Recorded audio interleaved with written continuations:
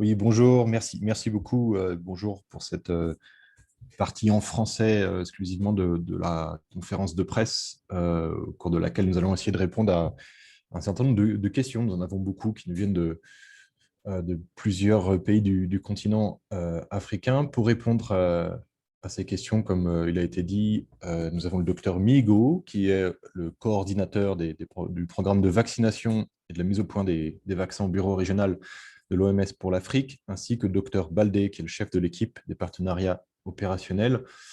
J'espère que tous les deux sont encore avec nous. La première question est celle du docteur Roger Moyou-Mogo de Canal+ Afrique, qui nous demande de faire un point sur les variants du virus qui circulent actuellement en Afrique et surtout sur l'efficacité des vaccins qui sont disponibles sur le continent sur ces virus. Pardon. OK. Voilà. En ce qui concerne les variants, effectivement, la première chose, c'est que l'OMS, depuis 2 jours, a adopté une nouvelle nomenclature en classifiant ces différentes variants sous une appellation standard au niveau international, alpha, bêta, delta, notamment en commençant par le variant alpha qui a été en premier identifié au Royaume-Uni, bêta, le variant identifié en Afrique du Sud, etc. Alors, les données de séquençage, de surveillance, de séquençage génomique que nous avons au niveau de la région africaine montrent qu'effectivement, la plupart de ces variants sont en circulation dans les différents pays africains, et notamment le variant bêta qui a été détecté en premier en Afrique du Sud, y compris le variant alpha détecté ou le variant de Kent au Royaume-Uni. Et les vaccins que nous avons actuellement ont une certaine efficacité, je dirais, variable à travers ces différentes variantes. Nous avons une petite étude qui avait été menée en Afrique du Sud de manière spécifique concernant le variant bêta, qui a démontré qu'effectivement, l'efficacité, par exemple, du vaccin AstraZeneca contre ce variant était fortement diminuée dans la prévention des formes légères et modérées. Mais il est vrai que cette étude n'était pas planifiée à donner des réponses par rapport aux formes sévères et graves, mais également l'étude n'avait pas inclus les personnes âgées dans cette cohorte. Mais de plus en plus, il y a des données qui commencent à émerger sur notamment les autres vaccins, que ce soit AstraZeneca, que ce soit Johnson & Johnson, le vaccin de Novavax, et qui tous tiennent à démontrer que ces vaccins protègent en tout cas contre les formes graves et surtout l'hospitalisation et prévient les décès. Et je pense que c'est ça peut-être la chose la plus importante. Si ces vaccins peuvent prévenir, même en cas de circulation des différentes variantes, les formes sévères et l'hospitalisation, c'est l'objectif pour le moment premier. Et nous allons continuer ce processus de surveillance génomique au niveau de la région pour être sûr que toutes les variantes futures pourraient être détectées à temps. Et nous menons actuellement des études de vaccine effectiveness pour essayer de voir dans la vraie vie comment est-ce que ces vaccins effectivement performent, comment est-ce qu'ils protègent éventuellement contre ces différentes formes de variantes. À vous. Merci beaucoup, Dr Migo. Je propose de rester sur les questions de vaccins. Nous avons une question de Djeneba Hortense Thieba de la radio Mounio au Burkina Faso, qui demande à avoir des informations sur les vaccins fabriqués en Chine. Certains ont été récemment approuvés par l'OMS. Et ensuite, concernant la fabrication de ces vaccins en Afrique, qu'est-ce qu'il est actuellement envisagé? Est-ce que chaque pays fabriquerait ses propres vaccins ou est-ce que la fabrication serait concentrée dans un seul pays puis distribuée? OK. Effectivement, c'est une très bonne nouvelle que, comme je le disais tantôt, le portefeuille des vaccins qui est maintenant disponible et qui ont reçu l'approbation d'utilisation en urgence par l'OMS s'élargit. Le 5 mai, le vaccin fabriqué par Sinopharm a été autorisé par l'OMS pour l'utilisation en urgence. Et il y a 2 jours, le deuxième vaccin de Sinovac a également été utilisé. Donc, c'est vraiment un grand pas en avant d'avoir ces 2 vaccins chinois qui ont été évalués et jugés respectant tous les standards internationaux pour être utilisés par les systèmes des Nations Unies, y compris la facilité COVAX. Donc, c'est plutôt une bonne nouvelle. En ce qui concerne la production de ces vaccins, il est vrai qu'il existe des discussions au niveau de l'Union africaine, mais également de l'OMS, pour appuyer les pays à faire une production locale des vaccins au niveau de l'Afrique. Mais comme on le sait, la production des vaccins est une entreprise de longue haleine qui prend du temps. Mais il y a déjà des négociations, particulièrement au niveau du Maroc, au niveau de l'Égypte, de voir comment est-ce que ces vaccins produits en Chine, particulièrement le vaccin de Sinopharm, pourraient éventuellement être produits au niveau de la région africaine. Mais je pense que pour le moment, ce qui est le plus urgent, c'est que ces compagnies puissent augmenter significativement leur capacité de production afin effectivement que les doses soient disponibles maintenant, quitte à ce que le processus de fabrication ou de discussion avec les pays pour avoir une certaine autonomie régionale dans la production de vaccins puisse continuer en parallèle. Merci beaucoup, Dr Mihigo. Peut-être une question maintenant pour Dr Baldé. C'est une question de Constance Mananga de la radio-télévision nationale congolaise RTNC, en RDC donc. Et c'est une question qui concerne plutôt le protocole, les traitements de la Covid. Est-ce qu'aujourd'hui, il existe un protocole universel pour traiter la Covid-19 ou est-ce que chaque pays suit son propre traitement? Oui, merci et bonjour, bon après-midi à tout le monde. En fait, définitivement, ici, l'Organisation mondiale de la santé en tant qu'organisation donc, qui définit un peu ses normes et ses standards un peu scientifiques s'appuyant sur des bases spécifiques, donc donne des guidances, des normes ici là que les pays donc, sont censés suivre et adapter en fonction aussi de la situation locale à laquelle ils font face aujourd'hui. Donc, il y a des normes et des guidances internationales.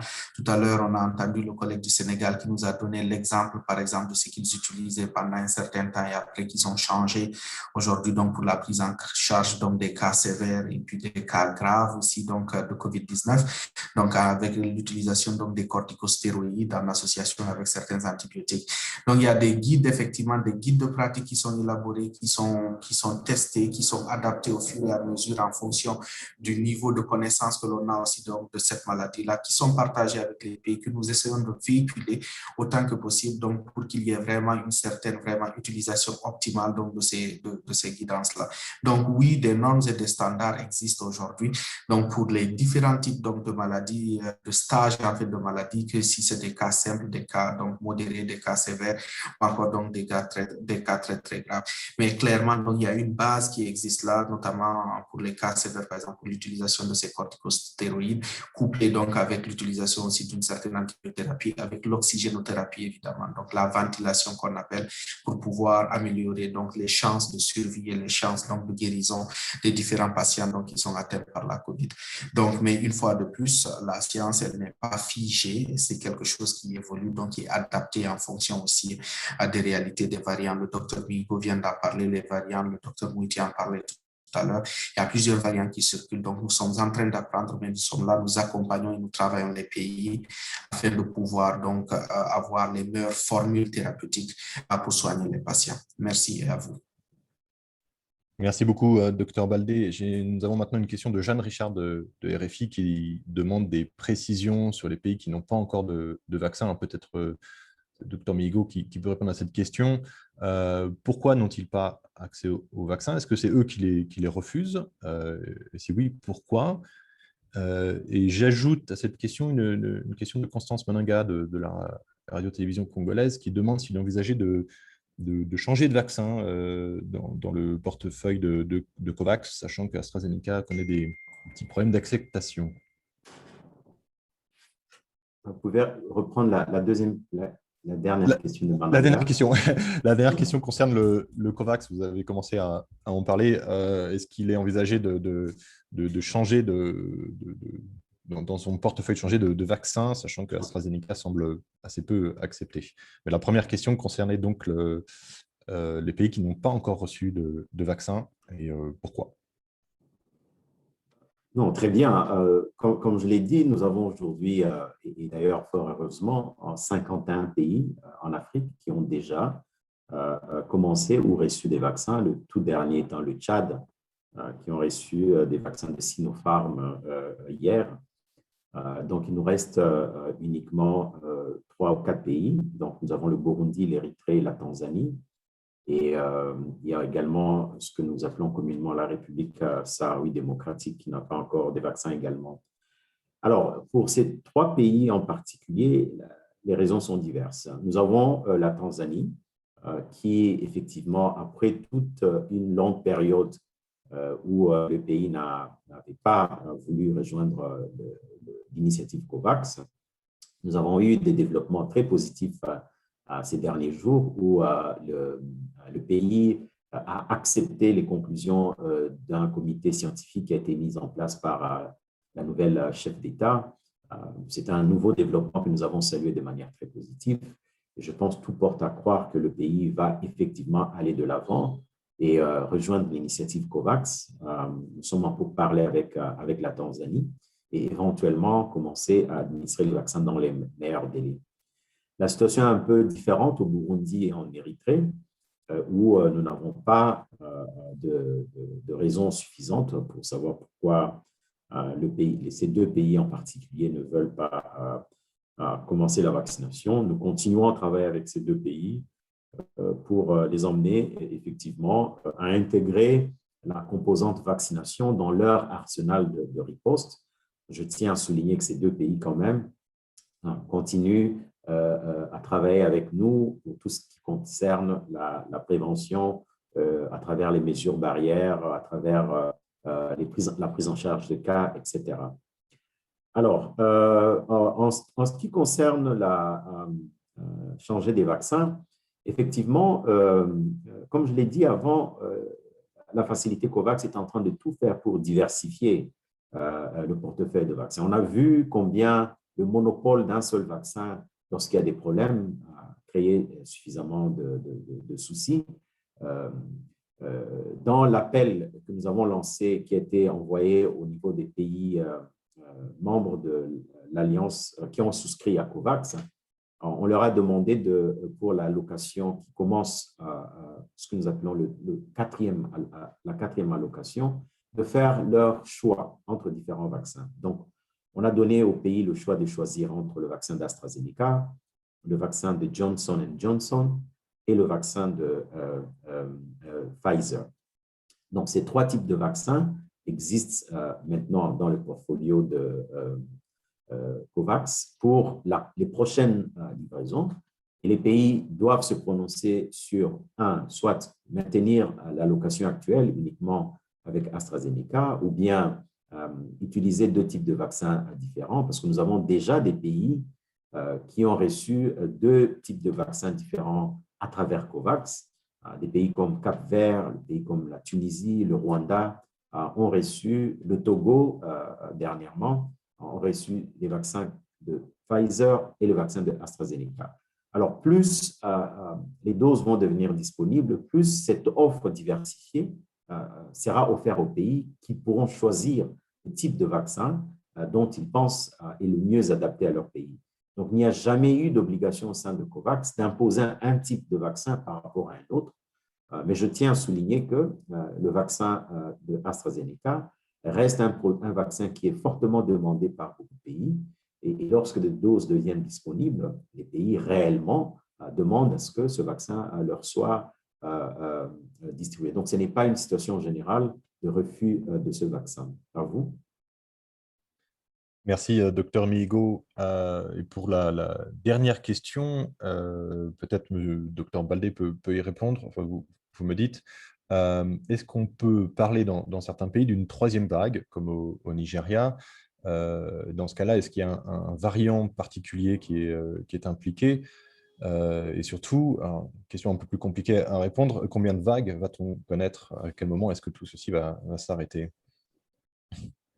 Docteur Baldé, peut-être ou... Baldé peut commencer, oui.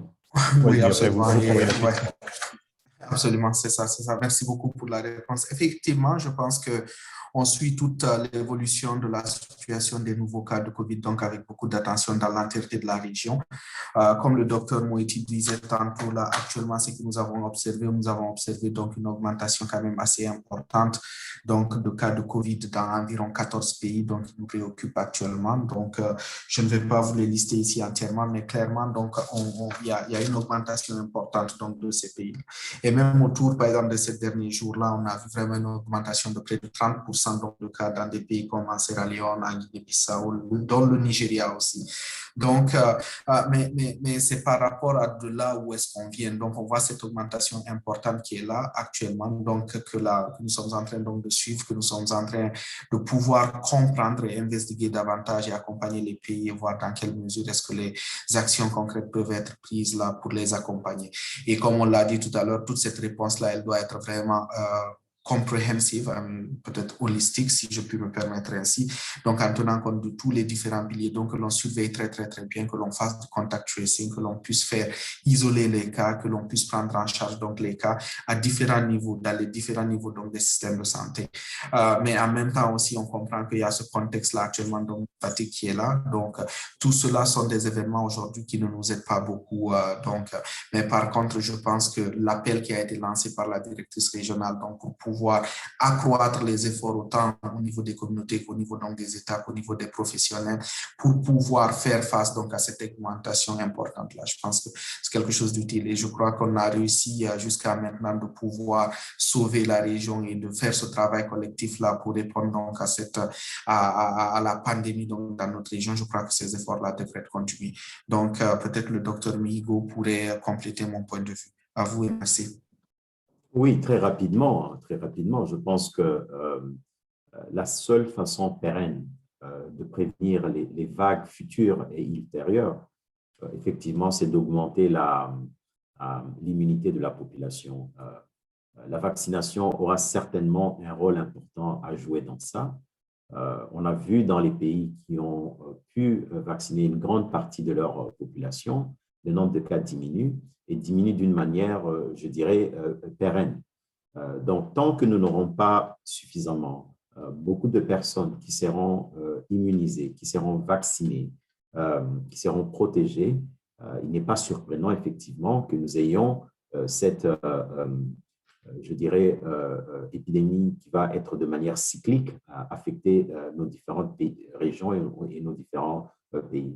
Donc, je pense qu'il est maintenant établi que le consensus pour aller de l'avant et pour avoir des résultats, je dirais, terrain, bien entendu, il faudra absolument que nous augmentions le nombre de personnes et la couverture vaccinale en même temps que nous mettons en place ces mesures barrières qui, malheureusement, on vient de le voir, connaît leurs limites 1 an et demi après les débuts de cette pandémie. Donc, la seule façon pérenne réellement de prévenir les futures vagues va être de vacciner autant qu'on peut pour être sûr que nous avons une protection de la communauté, des individus de la communauté pour arriver à cette immunité collective que nous appelons de tous nos voeux. À vous. Merci beaucoup, docteur Richard Mihigo. Merci beaucoup, docteur Tierno Baldé. Et enfin, merci beaucoup aux nombreux journalistes qui sont restés avec nous pour cette partie en français de la conférence de presse. Nous vous donnons rendez-vous donc la semaine prochaine, même endroit, même heure. Merci beaucoup. Okay. Au revoir. Merci, au revoir.